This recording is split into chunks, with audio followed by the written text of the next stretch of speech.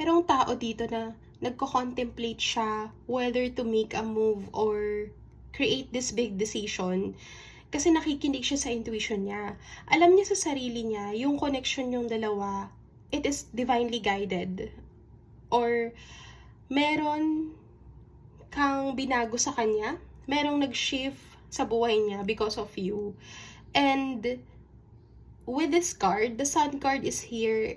It's like the relationship that you have with this person is very warm.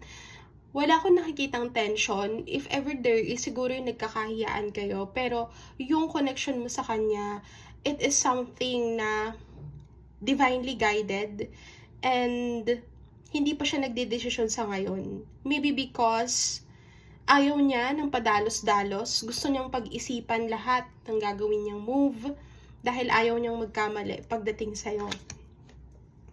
I pulled your cards here and ito yung mga sinasabi ng reading na to para sa'yo. So take what resonates. We have the Ten of Wands. And with this card, I think nagkaroon siya ng awakening dito na hindi ka pala niya pwedeng tratuhin ng ganyan lang basta-basta kasi merong impact. So every move na ginagawa niya is may impact sa'yo.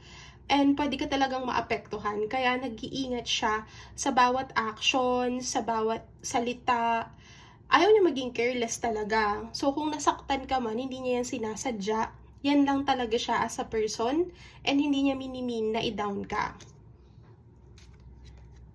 Yung connection mo sa kanya, hindi talaga nagkakaroon ng progress sa ngayon. It's because hindi pa talaga time. And your person has a lot of responsibilities and stress na nakapatong sa kanya. So, mukha lang siyang walang pakialam, mukha lang siyang okay, pero deep inside, siguro yung position niya sa work or siguro yung kanyang responsibilities in general, sa family, sa sarili niya, or even sa mga taong umaasa sa kanya, is sobrang bigat. Kaya hindi niya mabigyan ng time yung connection yung dalawa.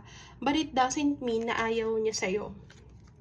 You have the Cloud. So, parang you are something na nagpabago sa kanya. And sobrang emotional lang tao na to pagdating sa'yo. Nagkakaroon siya ng mental foggy. It's because hindi niya ma-express talaga yung totoo niyang nararamdaman. Even if akala mo wala lang siyang care, pero nandyan lang siya, nanonood siya sa'yo, and tinitignan niya, sinusubaybayan ka niya, tinitignan niya yung growth mo, and proud siya sa'yo. Though hindi niya sinasabi sa yan directly. And with the Emperor card, you might be dealing with someone older than you or mas matured sa'yo. Pero this card